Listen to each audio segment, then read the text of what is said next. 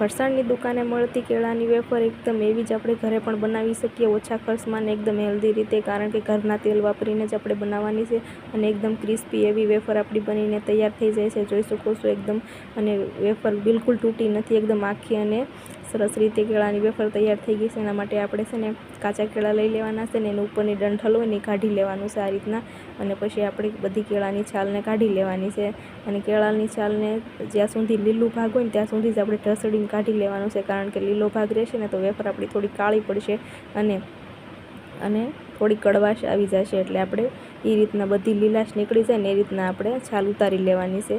અને આપણે કેળાને છે ને બધી ફટાફટ છાલ કાઢીને હવે આપણે ઘણા ખરાને ડાયરેક્ટ તેલમાં ન તળતા ફાવતી હોય, પાડતા ફાવતી હોય, તો આપણે આ રીતના થાળીમાં પહેલાં વેફર પાડી લઈશું અને પછી તળશું.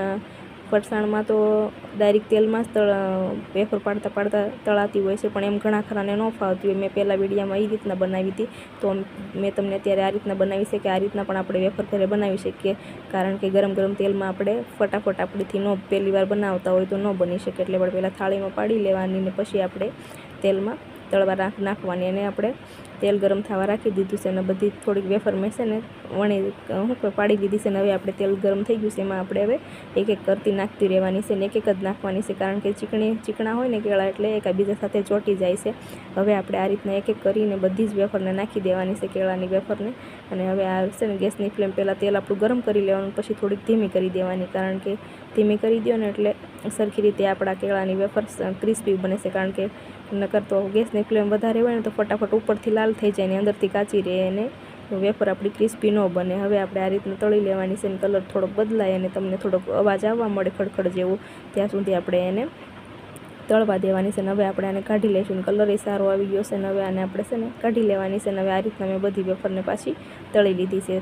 થોડા કોઈ ટુકડા થઈ જાય એનો કોઈ વાંધો નથી, કારણ કે આપણે પહેલી વાર બનાવતા હોય તો ક્યારેક ટુકડા થઈ જાય. જો એક વેફરમાં તમને લીલાશ આવે છે, કારણ કે એમાં છાલનો ભાગ રહી ગયો હોય ને એટલે વેફર આપણી લીલી થોડીક દેખાય. હવે મસાલો તૈયાર કરવાનો છે, એના માટે આપણે અડધી ચમચી લાલ મરચું પાવડર, જીરું, ચાટ મસાલો, સ્વાદ પ્રમાણે મીઠું નાખીને આપણે બધું મિક્સ કરી દેવાનું છે. અને આ રીતના મેં મિક્સ કરી દીધું છે ને બધું. આપણે જે તમારે નાખવું હોય તો તમે નાખી શકો. હવે આપણે આને છે ને વેફર આપણે લઈ લઈશું. પહેલાં જોઈ શકો છો વેફર આપણી મસ્ત ક્રિસ્પી એવી તૈયાર થઈ ગઈ છે. 6-7 કેળામાં તમે થાળી ભરીને વેફર બનાવી શકો અને એકદમ તૂટેલી નહીં એને સરસ એવી વેફર તૈયાર થઈ ગઈ છે. હવે આપણે આમાં જે મસાલો તૈયાર કર્યો છે ને એ આપણે ઉપર છાંટી દેવાનો છે ને બધું હાથ વણે મિક્સ કરી દેવાનું છે. હાથ વણે કરશો તો બધામાં મસાલો એકદમ સરસ રીતે લાગી જશે આ રીતના.